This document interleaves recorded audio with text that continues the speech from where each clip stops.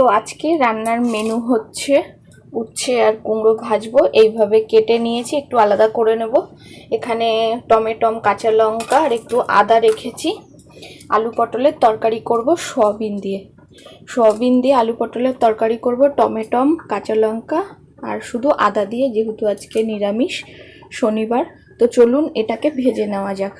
যেহেতু তেলটা আমার হিট হয়ে গেছে, এখানে তেল আমার অনেকটা আছে, তার জন্য আমি আগে পটলগুলো ভেজে নিলাম। আসো, এখানে আমি উচ্ছে কুমড়োটাকে এভাবে ভেজে নিয়েছি। এই যে তাড়াতাড়িতে দেখাতে পাচ্ছিলাম না যে কিভাবে তুলেছি বা দিয়েছি। এই যে এখানে আলু পটলটাকে ভেজে রেখেছি, এখানে চা বসিয়েছি আর এখানে সয়াবিনটাকে সেদ্ধ করে রেখেছি। আর মিক্সিতে মশলাটা এভাবে করে এনেছি, আদা জিরে টমেটোটা। তো এটা আমার ভাজা হয়ে গেছে, এবার এটাকে আমি উঠিয়ে নেবো। দেখুন খুব সুন্দর লাল করে। তো ওটা ডাউনলোড করার আগেই ওটা চলে গেছে, সরি। তো তার জন্য আমি দেখাচ্ছি এর মধ্যে আমি কি মশলা ইউজ করেছি। তেলের মধ্যে আমি শুধু সাদা জিরা আর তেজপাতা দিয়েছি, সাদা জিরা তেজপাতা দিয়েছি। আর এখানে আমি আদা রসুন টমেটোমের পেস্ট করে রেখেছি, 2 চামচ পেস্ট দিয়েছি, পরিমাণ মতো হলুদ দিয়েছি, পরিমাণ মতো লঙ্কার গুঁড়ো দিয়েছি আর একটু জল দিয়েছি। এবার এভাবে এটাকে আমি ভালো করে কষিয়ে, তো তরকারিটাকে এভাবে আমি কষিয়ে নিয়েছি।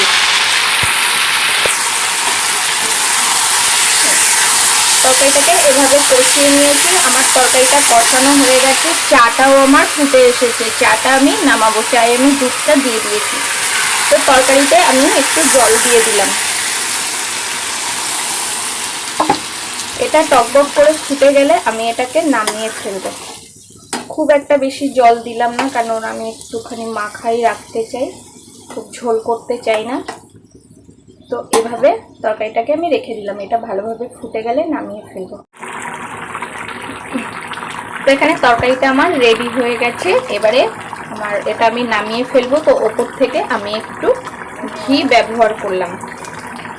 এবারে এটাকে আমি ঢেকে দেব। তো তরকারিটাকে আমি ঢেকে দিয়েছি, আর এখানে ওর জন্য আমি এখানে ভাত আর হচ্ছে কুমড়ো আর উচ্ছে ভাজা কেটেছি, সরি ভাজাটাকে গুছিয়ে দিয়েছি। আর এখানে আমি চাটা নামিয়ে ফেলেছি। Good morning. সকালের কোনো কাজ হয়নি, সকালে শুধু রান্নাটা করেছিলাম, কাঁচা ধোয়া করছি আর বিছনার চাদরটা চেঞ্জ করেছি। আর আমার ছেলে দেখুন উঠে শুয়ে শুয়ে টিভি দেখছে।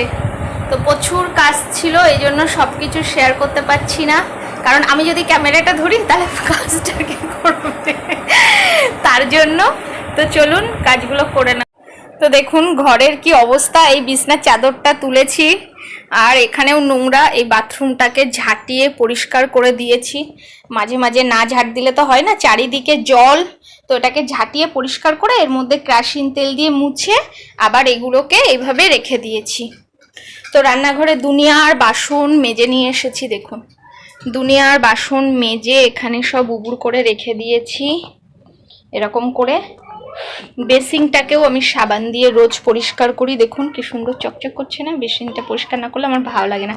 ফিল্টারে জল ভরে দিয়েছি, বালতিতে জল ভরেছি, গ্যাস ট্যাস সব মুছে পরিষ্কার করেছি। এটা গরম জল করেছিলাম, তার ঢাকনাটা গ্যাসের উপরেই রয়ে গেছে, দেখেছেন। আমার কিন্তু মানে ওয়াল ফ্লোরটা দেখুন একটুও তেল চিটে নেই, কারণ হচ্ছে আমি রেগুলার সাবান দিয়ে মানে হ্যান্ড ওয়াশ দিয়ে আমি পরিষ্কার করি। তো এভাবে করে নিয়েছি। রান্নাঘরটা ময়লা আছে, শুধু ফ্লোরটা পরিষ্কার করতে বাকি আছে। এখানে দেখুন শুধু জল জল হয়ে আছে, ওই যে ওখানে খানিকটা কেচে রেখে দিয়েছি। বাথরুমে তো জল নেই, তো এইভাবে দেখুন ফ্লোরে কিভাবে জল পড়ে আছে, এগুলোকে পরিষ্কার করতে হবে। এখানে খানিকটা কেচে রেখে দিয়েছি, ওখানে একটা কল আছে, একটু একটু করে জল পড়ছে, এখানে খানিকটা কেচে নিয়েছি, এখানে মেলা। তো চলুন ছাদে গিয়ে মেলে আসা। তো এখানে খুব বৃষ্টি আসছে, ছাদে আর যেতে পারলাম না, এত কষ্ট করে জামা কাপড় মেললাম। দেখুন কি করব, আর ছেলে ওখানে বদমাইশি করছে, তো কিছু তো করার নেই, ছাদে যেতে পারলাম না, এখানেই মেলে দিচ্ছি। দড়ি টানানো আছে, এতক্ষণ ধরে কেচে কুচে সব গুছিয়ে নিলাম, ভাবলাম ছাদে যাব, ছাদে গিয়ে মেলে দেব, দিলে তাড়াতাড়ি শুকিয়ে যাবে। আর এদিকে প্রচণ্ড জোর হাওয়া হচ্ছে, বৃষ্টিও পড়ছে, তো এখানেই দড়ি টানানো আছে, চিপড়ে চিপড়ে এখানে মেলে দিচ্ছি। আর ছেলে দেখুন না কিভাবে জল ঘাটছে, একদম তো সময় পাই না, শনি রবিবারটাই যা আমার কাছে সময় থাকে, কাচা রেগুলারই থাকে, একটু ছড়িয়ে ছিটিয়ে কাজ করি রিল্যাক্স শেষ এই শনিবারটাতে। তো দেখুন এতক্ষণ ধরে কেচে কেচে নিলাম, অথচ এই যে আজকের ওয়েদারটা এত খারাপ। তো ঘরের মধ্যে এভাবেই জামা কাপড় দেখুন মেলে দিয়েছি, ঘরেও দিয়েছি, এইভাবে জামা কাপড়গুলোকে মেলে রেখেছি, ওখানেও মেলেছি। এইভাবে কি করব, এইভাবে সব জামা কাপড় মেলে মেলে রেখেছি। এখানে চাদরটা একটু গুছিয়ে দিয়েছি। আর দেখুন এই যে কীভাবে জল পড়ছে, এটা আমার সিঁড়ির ঘর নেই, তো এইভাবে জল পড়ে, এই যে সিঁড়িতে বেয়ে বেয়ে জল পড়ে পুরো সব ভেজা। সবসময় এরকম হয়। আর কি বৃষ্টি পড়ছে দেখুন, কি হারে বৃষ্টি পড়ছে, প্রচন্ড বৃষ্টি, আকাশটা কিভাবে থম মেরে রয়েছে।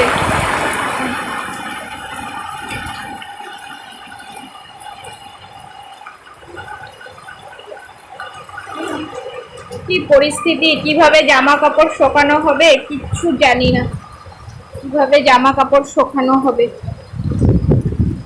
তো এভাবে রয়েছে। আর আমার তো বৃষ্টি হলেই খুব সমস্যা, শুধু জল চলে আসে, দেখেন কিভাবে জল পড়ছে সিঁড়ি দিয়ে, কি করব।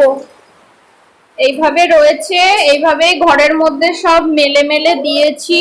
আর আমার ছেলে দেখুন কি করছে, চারিদিকে বালিশ পেতে, এই যে চারিদিকে বালিশ পেতেছে, এরকম করে করে টিভি দেখছে।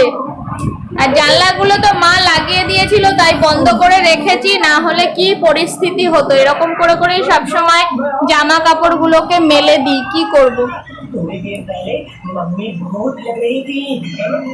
এখানে স্নান করে আমি রেডি হয়ে গেছি, ছেলে আর আমি ভাত খাবো বলে ভাতও নিয়ে চলে এসেছি। সকালে করেছিলাম উচ্ছে কুমড়ো ভাজা, আলু সোয়াবিনের তরকারি। তো চলুন খেয়ে নেওয়া যাক। আর প্লিজ সবাই আমাকে সাপোর্ট করবেন, ফুল ওয়াচ টাইম দেখে আমার বেলটা প্রেস করবেন প্লিজ।